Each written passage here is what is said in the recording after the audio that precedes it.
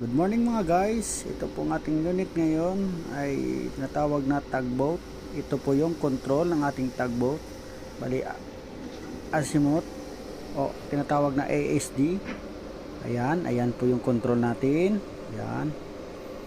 Ngayon ay standby na tayo ng ating makina dahil ay advice sa atin na mag-a-assist. So ayan, pinindot na natin yung dalawang makina, main engine.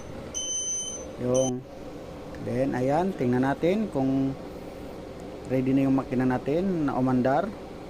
Gagalaw yan yung ating gauge ng ating RPM, meaning yan ay umaandar na yung ating makina. So ayan, dalawang makina ay umaandar na. Tara, ayan na, nag-a-assist na tayo ng madaling araw. Madilim sa loob. Pasensya na guys, kasi yan po ang kailangan sa barko, madilim sa loob.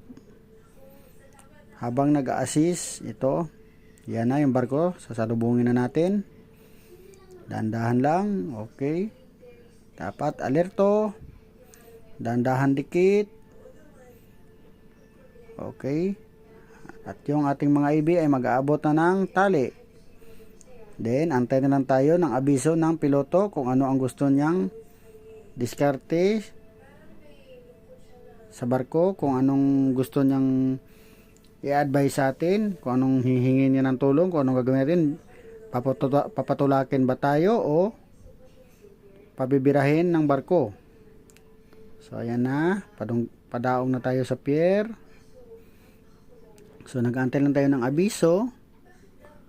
Ayan, yan lang po ang goal ng isang tugboat.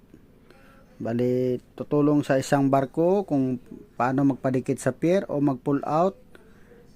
At lahat-lahat ng operation ay kontrolado ng piloto. So ayan, habang nag-antay tayo ng advice, yan. Yan lang po at magandang umaga. See you!